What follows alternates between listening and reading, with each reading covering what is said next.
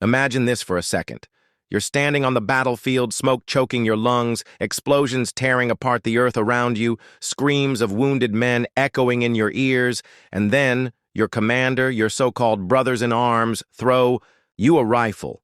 A rifle that jams the moment you pull the trigger, and while the enemy charges, while your allies are already convinced you're dead, you make a move so impossible that the world remembers your name forever. Before I tell you the truth of what happened that night, pause for just one moment, hit that subscribe button. Because stories like this, true or inspired by truths that history often tries to bury, deserve to be heard by every fighter, every dreamer, every survivor watching from the USA, UK, or anywhere. The human spirit burns unbroken. And now, let's step into the chaos, into the blood-soaked mud of a forgotten war, where one woman's defiance rewrote the script of battle itself. Her name was Sarah Hale, daughter of a coal miner from Pennsylvania, a girl who had grown up in poverty, carrying buckets of water for her siblings, her hands calloused before she turned 12, her spirit hardened not by choice but by necessity. And when the war came, when the recruiters passed through her small town offering pay, uniforms, and the illusion of glory, she disguised herself, bound her chest, cut her hair short, and walked into the enlistment office not as Sarah Hale, but as Samuel Hale, eager to serve, desperate to escape the life that had shackled her family to hunger. No one suspected, not at first, because in those days nobody believed a woman would dare put herself in the jaws of war, but Sarah carried a secret fiercer than bullets. She carried rage, a fire against the world that had taken her mother in, childbirth, her father in the mines, her brothers to the drink, and left her as the sole protector of her younger sisters. When she signed her name, the ink itself seemed to whisper that fate had changed. And though she could not know it yet, destiny was already twisting toward that night when a jammed rifle would be hurled into her hands and all would be decided. The early days of her service were brutal, endless drills under barking sergeants who measured worth not in humanity, but in how many push-ups a body could endure under the weight of mud, how long a man, or what they believed was a man, could hold a rifle before his arms trembled. And Sarah learned quickly to mask her softness, to fight through exhaustion until her lungs burned, to outlast suspicion with silence. Yet even as she earned respect, there were whispers, doubts, jealousy, because she was smaller than most of the men, quicker on her feet, sharper in her eyes, and the others mocked her with cruel jokes, tossed her rations into the dirt, shoved her in line. But none could deny she hit targets truer than most, her shots precise, her instincts uncanny. Still, no matter how much blood she sweated into that soil, fate sharpened its knife, waiting for the moment to test her beyond human measure. The war itself was chaos, shifting fronts, villages reduced to ash, enemy patrols that vanished into forests only to re-emerge with new fury. And one night, the unit Sarah had been assigned to received orders to seize a bridge that cut across the valley. A bridge the enemy commander himself guarded, a figure known for ruthlessness, a man whose mere presence in battle turned stomachs to ice, and as Sarah's squad crept into the night, rifles loaded, nerves stretched taut, her heart pounded with the rhythm of doom and promise. Because she knew deep inside that history was walking toward her, that something would break tonight, either her disguise or her life. Maybe both. When the first shots tore through the silence, men fell screaming, the air stank of blood and gunpowder, chaos shattered discipline, and Sarah fought with every ounce of training, dropping enemies with measured precision until suddenly her weapon jammed. She pulled the trigger, nothing. Pulled again, only a hollow click. And the soldier beside her, sneering, tossed her another rifle with a mocking laugh. "Here, Hale. Try not to choke on this one." But when she pulled the trigger, again, nothing. Another jammed rifle, a deliberate betrayal, her so-called brothers feeding her to the slaughter.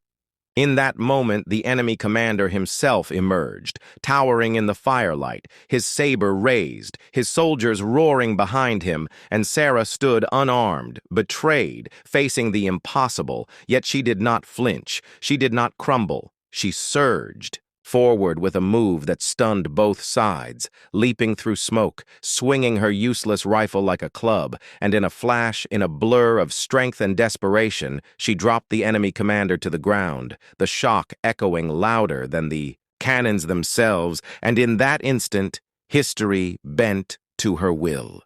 The silence after the fall of the enemy commander was deafening.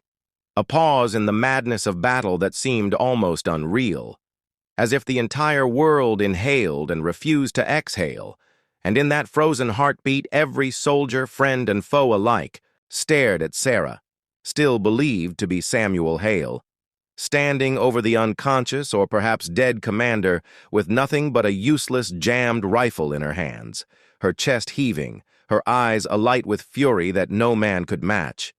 And though blood and smoke swirled around her, those screams rang out from every direction. Something shifted that night, because the men who had mocked her, who had betrayed her by giving her worthless weapons, saw that she had accomplished what none of them dared, and yet instead of admiration, what twisted in their hearts was something far more dangerous: fear. For in their minds, if Samuel Hale, the smallest of them, the quietest of them, could strike down the very leader of their enemy with nothing but courage and grit, then what did that say about their own worth, their own cowardice, and pride curdled into hatred, even as the enemy, stunned at the fall of their commander, wavered between retreat and vengeance. And in that split second, Sarah seized the opportunity, grabbing the saber from the fallen man's hand, raising it high into the night so the firelight gleamed across its blade, and she roared. Not words, but a sound primal and furious, a sound that reached into the bones of men on both sides, a sound that said she would not die here, she would not be forgotten, and with that cry she charged forward, scattering soldiers who had been twice her size, cutting a path through chaos like destiny itself carved the way. But her unit did not follow, not truly, because though they moved behind her, it was not loyalty that pushed them. It was shame. It was disbelief. And in the shadows of their hearts they whispered of what to do with Samuel Hale, this soldier who seemed blessed by something unnatural. The enemy, broken without their commander, fell back into the trees, leaving the bridge open. And when the dust settled, the field lay in ruin, bodies strewn across mud, the bridge theirs to claim. And Sarah dropped to her knees, the saber still, clutched tight, her body trembling from exhaustion and shock, because she knew she had survived by miracle and instinct alone. And yet she also knew that this was not victory.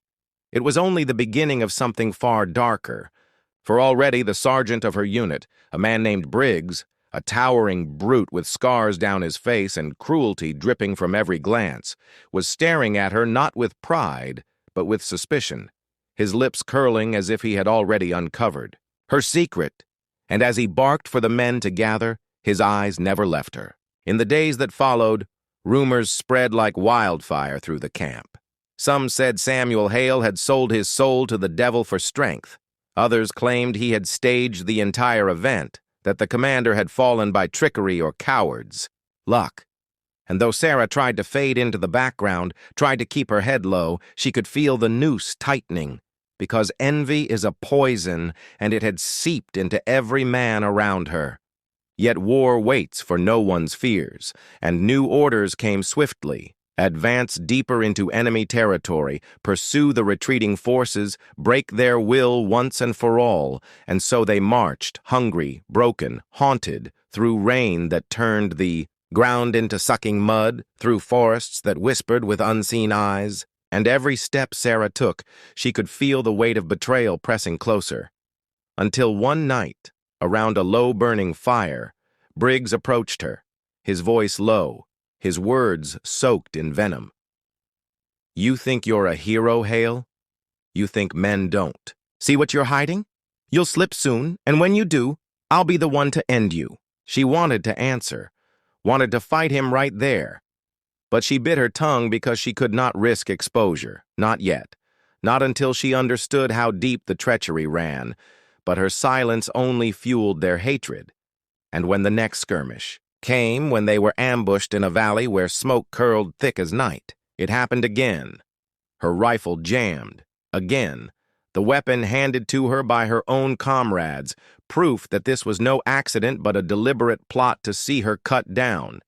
Yet instead of despair, a strange clarity filled her veins, and once more she turned disaster into defiance, ripping a pistol from a fallen soldier, driving herself into the fray with reckless abandon, saving lives of men who cursed her, dropping enemies who swore vengeance, until again the field belonged to her.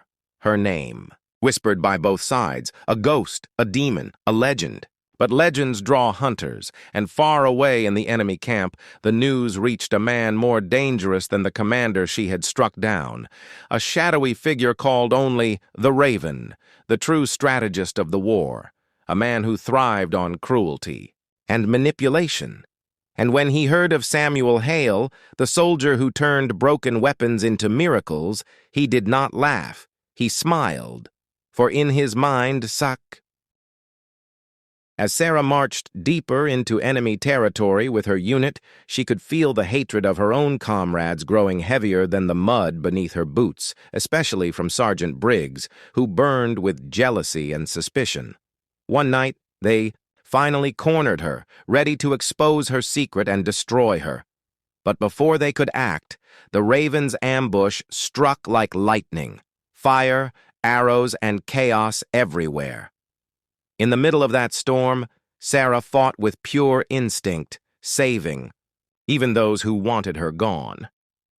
But in the confusion, she was captured and dragged before the Raven himself. Cold and calculating, he circled her like a predator, telling her that her own men would never accept her, that she belonged on his side, where her strength would be praised instead of cursed. Sarah's body was weak, her spirit exhausted, but her will was unbreakable. She spat in his face and vowed she would never betray her cause.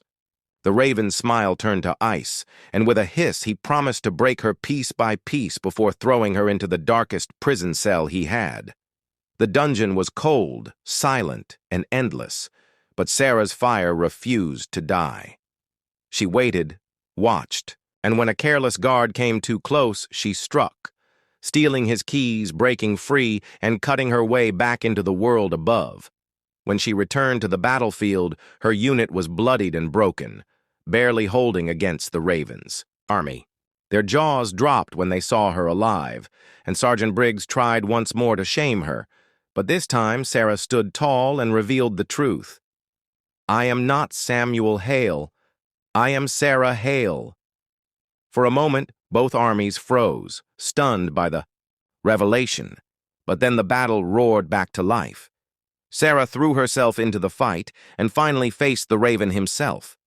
Their clash was fierce, his cunning against her courage, steel clashing in the firelight, but in the end, Sarah drove the same stolen saber through his chest, the man who once promised to break her falling lifeless at her feet. The enemy scattered, in panic, and victory belonged to her side.